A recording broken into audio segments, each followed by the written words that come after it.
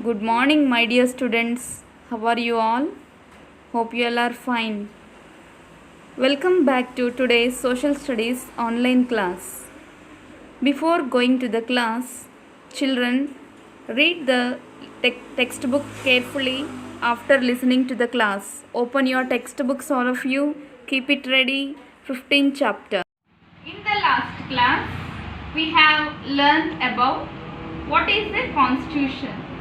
A constitution is a set of rules or set of laws through which a country should be governed.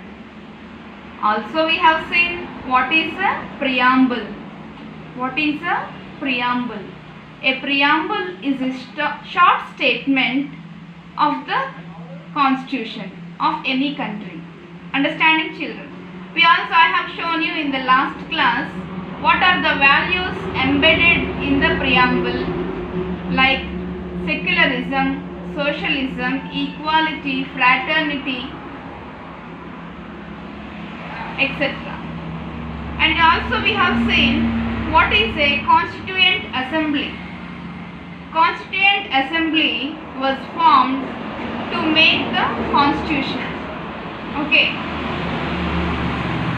Coming to the drafting committee.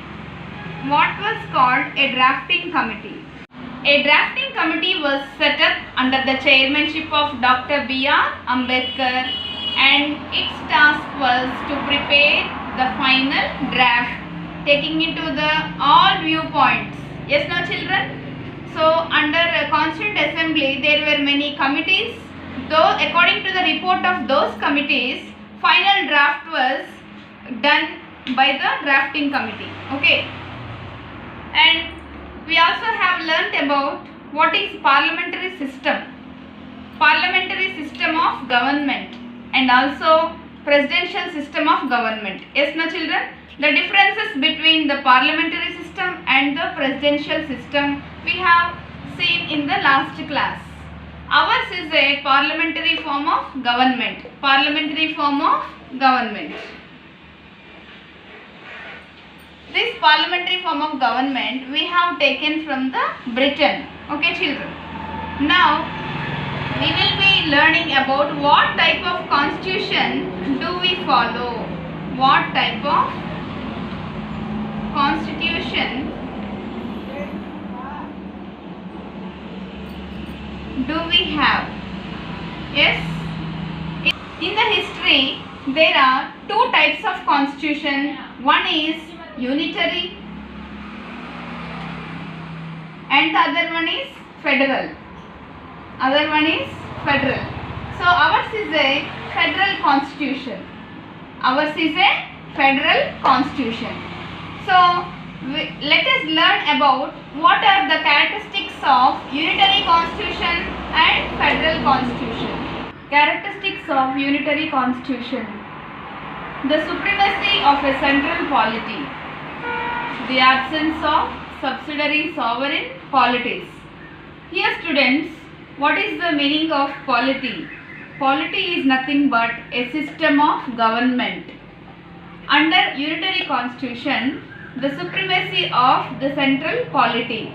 That means central government will be the powerful under unitary constitution.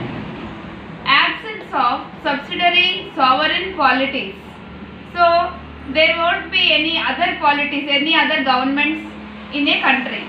Under unitary constitution, central government will be the powerful and no other governments exist in the country. No other sovereign polities. That means sovereign means independent.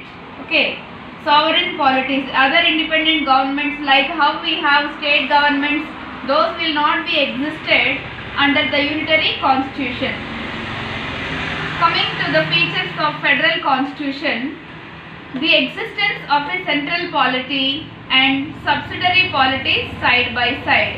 That means, children, there will be a central government and also subsidiary polities, other state governments side by side. Both are, and by each being sovereign in the field assigned to it, both are working independently. how we have in India, ours is a federal constitution, children. So in India we have the central government as well as state governments. Okay, both are working independently in our country. Yes, no ma? So here our constitution can also be called as a dual polity. Dual polity. That means the existence of central and state governments. Yes, no ma? Ours is a dual polity. This question will be asked under 1 mark. What is a dual polity? 1 mark question. According to our constitution, ours is India's is a dual polity and single citizenship. So children, we have only one citizenship, that is Indian citizenship. That is Indian citizenship.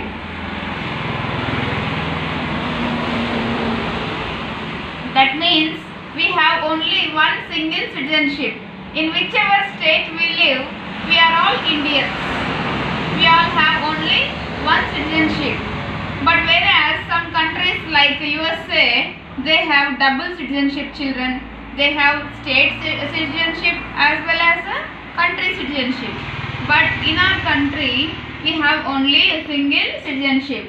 That is Indian citizenship. Under our draft constitution, we have single citizenship and dual polity. So, dual polity means here, children, two forms of government, central government and the state government. And both of these governments will produce laws. They have their separate legislature and separate executive and separate judicial powers for both central and state governments. So we have at the state level some separate laws were made, and at the central level some separate laws were made by the central government. State level some laws were made by the state governments. We also have separate executive under central government, also in the state government. Executive means all the at the state level in each district there are collectors and all, IAS and IPS and all these comes under executive cadre. Okay, MROs and all at the state level, and also at the central level there were. And judicial powers means we have separate courts. Under state level the highest court is the High Court, and at the central level for whole India the highest court is Supreme Court. Okay children, so that we have separate legislative, executive and judicial powers for each of the two polities, two governments. Okay, but children, coming to the legislative, if we have we all have how many states in India, children? How many states we have? 29 states in India. So in 29 states, if the laws which are made by different 29 states, if one law in the one state will be correct, and if that the same law if they go somewhere in some other states to live there, those laws will be wrong in some, maybe wrong in some other states. Yes, so there will be difficulties and disturbances arises at that time. So if all these states are following, they are framing some different laws in the basic marriage matter or divorce matter or property matter, in all these kinds of things, if they have their own laws, the people when they move from one state to another state, they in one state whatever is acceptable in another state it may not be acceptable. Okay, so to avoid all those confusions, to avoid all these kind of confusions, we have our draft constitution has adopted single judiciary, a single judiciary. That means what, children? In India, the highest court in the state, at state level the highest court is High Court. Yes, and for the country as a whole, the highest court will be the Supreme Court. if one of the judgment given in the High Court is not acceptable to the client, what they have the right to approach the Supreme Court. Okay, children. That is what our draft constitution, according to our constitution, we have that single judiciary. That means if the problem is not solved, if the judgment is not at all acceptable to the clients, they may approach the Supreme Court and that will be the final decision. Understanding, children? So, but whereas in USA, for example, take an example of this USA, they have dual judiciary. They have dual judiciary. What is this dual judiciary? Whereas we have single judiciary, but USA have dual judiciary. Under dual judiciary, if the statement given by the judgment given by the state authorities is it will be the final. Okay, they are not supposed to approach to the highest court in USA. Supreme Court, they are not supposed to approach. Okay, they have to accept whatever the state level court will say. Understanding, children? That is comes under dual judiciary. But we have, according to our constitution, we have only single judiciary. Uniformity in fundamental laws, civil and criminal laws. Uniformity, that means, children, we have in whatever state, in all the 29 states, we have the same fundamental laws. The right to, we have all the right to expression, right of expression, and all the right to speak, right to form association, all these fundamental laws. Which are the fundamental laws are there, and which are the civil laws regarding property matters, and regarding criminal laws, there is uniformity according to our constitution. All these fundamental laws, civil laws and criminal laws will be the same for all these 29 states. A common all India civil service to man important post. Man important post, that means what, children? IPS and IAS. All these man important posts will have a common all India civil services. Whoever, in whichever state we live, if we want to become an IAS or if we want to become an IPS, we have to write, we have to face the common exam which is conducted by the central government to all the state people. Understanding, children? All the people, those who are having, they are aspiring to become IAS or IPS, they have to pass this All India Common Civil Service examinations. Understand? This won't be differently conducted for every state. It will not be conducted state-wise, but it will be conducted at the central level. Okay, children? The laws which are made by the central government will be under state list, will be kept on the state list, and the laws which are made by the central government will be kept on the central list. Okay, children? I have told you before that both state governments as well as central government make some laws. Okay, but there are some laws on basic matters like education, health, etc. So there are certain basic matters of where both state government and central government will make the laws on some subjects, on some matters like health and education. Both the state government and the central government will make the laws. So those laws will be kept under concurrent list. Okay, children? Once again, listen carefully. Some laws are made by the state government. They will be kept under state list. And some laws will be made by the central government. Those will be kept under central list. But there are certain matters like health and education. These matters, etc. These matters regarding both the central government as well as state government will make the laws on these matters, and they will be kept under concurrent list. Okay, children? These questions will be asked under 1 mark. Once they have asked what is a concurrent list, Under 1 mark question they have asked.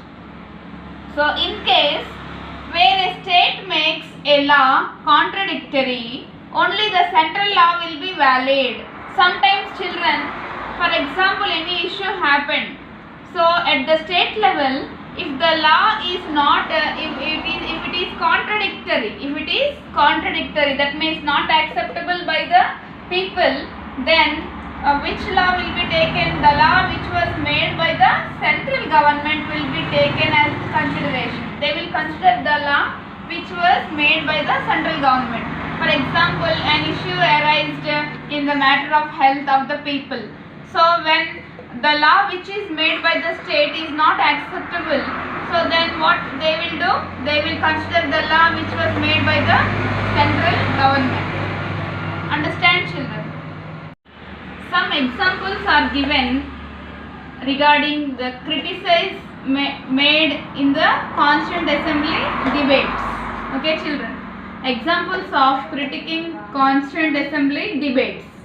So we will see an example how these decisions were made, how they used to debate on certain matters, how they debated in the Constituent Assembly while making the constitution. They had in between them there were some debates between certain matters. D.S. Seth, for example, D.S. Seth argued that CA members, Constituent Assembly members, were not elected by the universal adult franchise. Children, D.S. Seth argued that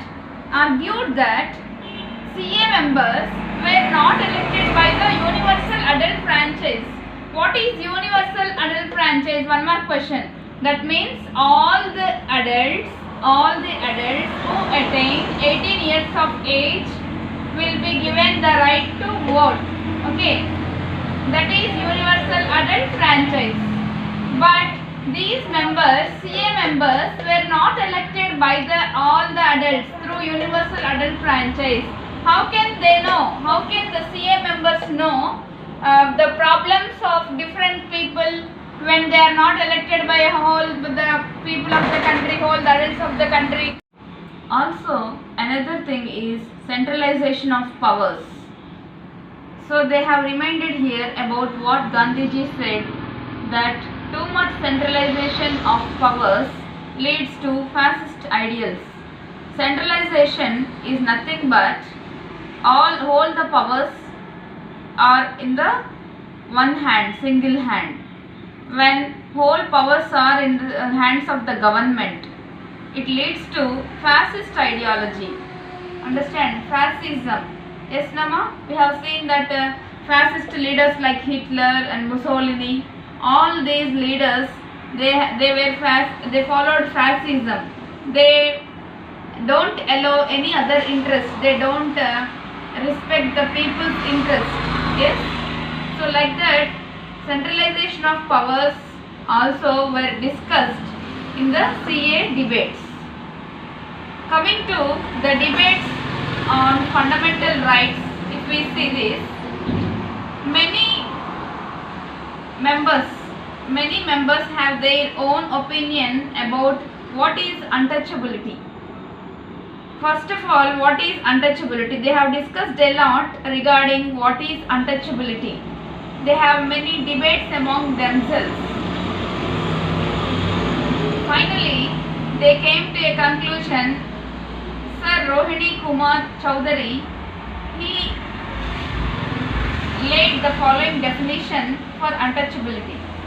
Untouchability means any act committed in exercise of discrimination on the grounds of religion, caste, or lawful vocation of life. Lawful vocation of life. That is known as untouchability. Do you understand, children? Here you will be asked under 1 mark question, what is untouchability? Untouchability means any act committed in exercise of discrimination.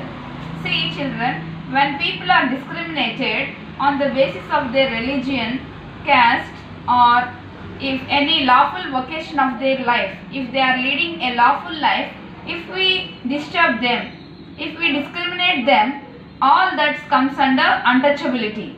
Okay, ma. So it is a crime. Actually, this is a crime, and this was the opinion of Sir Rohini Kumar Chowdhury. Usually in the exams, they are asking this question under 1 mark. Constitution and social engineering. So this is, children, according to the constitution, how we are going to change, how we are going to bring changes in our society. So many constitution makers, they felt that in India there were many inequalities. At the time Britishers left India, our country is with many inequalities. There were many injustices, and also there were much deprivation. That means people used to deprive the lower sections of the society. And even India is also a victim of colonial powers. It is very poor nation. So to bring all the changes regarding these aspects, the constitution makers made many provisions, and that's what we are following according to the constitution. It made many provisions. Constitution has made many provisions facilitating social change. So what are those provisions? See, many provisions, nothing but they made many fundamental rights for the citizens. Fundamental laws were there. So not only removing inequalities from the society, they also thought of, they have provided some special measures to protect the interest of SCs and STs, and like reservations. Okay, children, for the sake of STs and STs, they made reservations in the educational system, also as well as in the employment, everywhere, even in the legislative also. Some special seats were provided only for the sake of SCs and STs. And in the educational institutions, in the employment opportunities, they were provided reservations for these categories. Why? Because so that they also will be made equal along with the other communities in India. Okay, children. They gave special protection to the minorities. Minorities means, children, here Christian minorities as well as Muslim minorities, those who are less number in the population. I have told you, in India, Hindus were in majority and Christians and Muslims were treated as minorities. So, according to the constitution, they were given some special protection, especially for the sake of minorities. So, what are those things we will see? They were given the chance to open their own educational institutions, so that they can run. We also have some in Palvancha and all, we have our minority schools and all. Muslim minority schools are there, and Christian minority, what you are studying, Regina Carmeli, also one of the Christian minority school. Like that, whatever according to the people's interest, many provisions were made in the constitution, and these are also can be changed if the certain law is not able to solve the problem of the people. They were allowed to change this constitution. That change, if we made any change in the constitution to the constitution, that is known as amendment. That was known as amendment.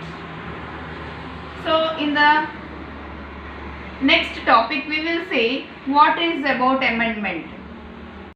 The constitution makers are aware that laws will have to be amended from time to time. Amended means changed. Okay, children, amended means changed. What is an amendment? You will be getting that question under 1 mark, children. What is called an amendment? Any change made to the constitution, it is known as an amendment. Okay, children. So our constitution makers, they are aware that laws will have to be amended from time to time. So that this constitution was made in 1950s. We began to use from 1950s. Now we are in 2021. So these constitution amendments, they have to be changed from time to time. That means according to the people's needs. If there is a need of change, we can change the constitution. Okay children. Laws can be made with the approval of more than half of the members in legislative houses. So children, how the laws are made? By the governments, you see children. If half of the members agreed for that certain law, so that can be a certain bill. Regarding people's welfare, our leaders, they used to make certain bills. That bill is passed in the parliament. If more than half of the members agrees that bill, that will be made into a law. Okay children? Amending the articles in the constitution can be initiated only by the parliament. How these constitutional articles are amended? How we can make changes in the constitutions? It is done not by anybody but only by the parliament. You remember children, when majority of the parliament members agrees that, then only it will be amended. It needs approval of 2/3 members in both houses of the parliament. Okay children, do you understand this? 2/3 members. That means more than 75% of people, if they accept that, then only that will be amended. The change will be made in the constitution. Okay. So one major thing happened in 1970s. A major event happened in 1970s. Major changes were made to the constitution. That is, two words, secular and socialist, were added into the preamble of the constitution. That was done in 1970s. This will be asked in the bits children, you remember, secular and socialist. Why? Because already equality, fraternity, all that whatever are there in the preamble, that will be adjusted with these two words. Same meaning of these two words, secular and socialist. So these words are added to the preamble. That is a major thing happened in the constitution. Another major event, that is in the Keshavnath Bharati case, it happened. So that after that case, the Supreme Court came out with the judgment and it restricted the powers of the Parliament to change any of the constitutional articles. Okay children? So that it gave out the judgment, Supreme Court gave out the judgment that even the Parliament also don't have the power to make any amendments to the constitution regarding the basic structures. What is that? Democratic form of government. This must not be changed. Secular character of the constitution. Ours is, we follow secularism, yes? That also must not be changed. And federalism, federal character. All these are very useful for a welfare state. Understanding children? If any state has to be developed, we have to follow all these democratic form of government, secularism, federal character, all these things we need to. That's why these basic structures must not be changed even by the Parliament. That is what the Supreme Court given a judgment in the Keshavnath Bharati's case. So basic structures must not be changed. Okay children? And coming to the graph. Graph 1 you all see children. Graph 1, all of you see the textbook once. Graph 1.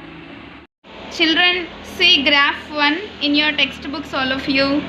This graph is about, since the constitution was came into force on 26 January 1950 till 2013, nearly 99 amendments were made. Okay children, 99 changes were made? Starting from 1951 up to 2013, how many amendments were? 99 amendments were made. So this question will be given to you children under analyzing. Okay ma, 4 marks question this is. So you have to analyze this very carefully. So children, during the year 1951, 7 amendments were made to the constitution, 51 to 60. From 61 to 70, 15 amendments were made. During 71 to 80 and 81 to 90s, 22 amendments were in these 2 decades. 91 to 2000, 16 amendments were made. And 2001 to 2013, 17 amendments were. Altogether, 99 amendments were made to the constitution. So children, you generally when analyzing question is given to you, how you will start? You will start with the above graph is about, you need to write all these things about the constitutional amendments starting from 1950 until 2013, and then you need to explain regarding all these things. And after explaining that, in the last para, conclusion must be written children. Like these amendments were not good actually, but if it is necessary to bring a good change in the society, these amendments can be made to the constitution. Okay, and you also can write children, this parliament have the whole authority of changing the constitutional amendments. Okay ma, so that your homework is just you write down children now about this analyzing question. You write in your own words. Once again, read the topic carefully, the constitution today, and write down this analyzing question of this graph 1. Okay, that is your homework ma. Thank you.